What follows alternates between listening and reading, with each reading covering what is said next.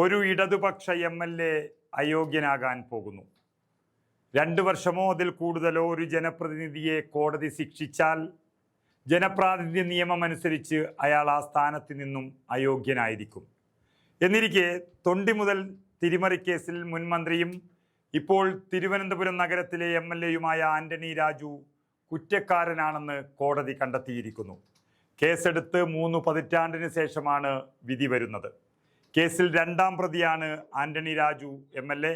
അദ്ദേഹത്തിന് പുറമെ 1ാം പ്രതി KS ജോസും കുറ്റക്കാരനാണെന്ന് Nedumangad judicial first class magistrate കോടതി 1 കണ്ടെത്തിയിരിക്കുന്നു.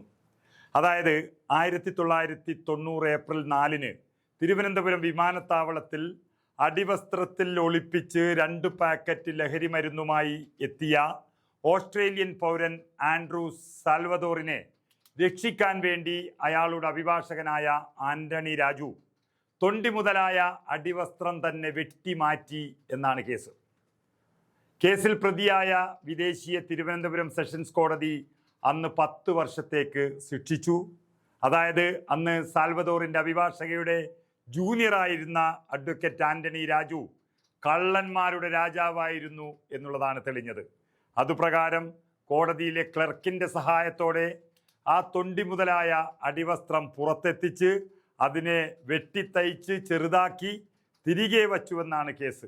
അന്ന് തിരുവനന്തപുരം കോടതി ശിക്ഷിച്ച ഈ ഓസ്ട്രേലിയൻ പ്രതിയെ ഈ അടിവസ്ത്രം വെട്ടിച്ചുരുക്കിയതിൻ്റെ പേരിൽ ഹൈക്കോടതി വിട്ടേക്കാൻ തീരുമാനമായി. തൊണ്ടിയിലെ അളവ് വ്യത്യാസമാണ് അന്ന് നിർണായകമായത്.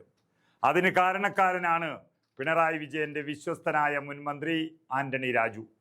പാകമാകാത്ത അടിവസ്ത്രമാണ് തെളിവായി ഉണ്ടായിരുന്നത് എന്ന വാദമാണ് പ്രതിയെ അന്ന് രക്ഷിച്ചെടുത്തത്. അതിൻ്റെ പിന്നിലെ തല മുഴുവൻ ആന്റണി രാജുവിൻ്റെ ആയിരുന്നു. പിന്നാലെ മറ്റൊരു കേസിൽ ശിക്ഷിക്കപ്പെട്ട് ജയിലിലായ ഇതേ പ്രതി സഹതടവുകാരനോട് തൊണ്ടി മുതൽ തിരിമറി വെളിപ്പെടുത്തിയതോടെയാണ് ഈ സംഭവം നാടറിഞ്ഞത്. അതിലെ വീരനാണ് നമ്മുടെ മുൻമന്ത്രിയായ ആന്റണി രാജു എന്ന് ലോകമറിഞ്ഞു. തുടർന്ന് 1994 കേസെടുത്തു. കോടതിയിൽ സൂക്ഷിച്ചിരുന്ന ഈ അടിവസ്ത്രത്തിൽ കൃത്രിമത്വം നടന്നുവെന്ന് വ്യക്തമായി അന്വേഷണ ഉദ്യോഗസ്ഥൻ പരാതി നൽകിയതോടെയാണ് പ്രതിക്ക് വേണ്ടി ഹാജരായ ആന്റണി രാജുവും കോടതി ജീവനക്കാരനായ ജോസും പ്രതികളായി മാറിയത്. തുടർന്ന് കേസന്വേഷിച്ച പോലീസ് കോടതി ജീവനക്കാരനായ ജോസിനെ 1ാം പ്രതിയാക്കിയും അഡ്വക്കേറ്റ് ആന്റണി രാജുവിനെ 2ാം പ്രതിയാക്കിയും കുറ്റപത്രം സമർപ്പിച്ചു. രാഷ്ട്രീയ സ്വാധീനം ഉപയോഗിച്ച് എല്ലാം മെല്ലെപ്പോക്കാക്കി മാറ്റി നീട്ടിവെച്ചുകൊണ്ടേയിരുന്നു ലാവ്ലിൻ കേസ് പോലെ. നെടുമങ്ങാട് കോടതിയിൽ വിചാരണ അന്തിമഘട്ടത്തിലെത്തുമ്പോൾ വഞ്ചനാ കുറ്റം കൂടി പ്രതികൾക്കെതിരെ ചുമത്തണമെന്ന് ആവശ്യപ്പെട്ട് മാധ്യമപ്രവർത്തകനായ അനിൽ ഇമാനുവൽ ഹൈക്കോടതിയെ സമീപിച്ചു. തുടർന്ന് ഈ വകുപ്പ് കൂടി ഉൾപ്പെടുത്തിയാണ് വിചാരണ വളരെ നന്നായി പൂർത്തിയാക്കിയത്.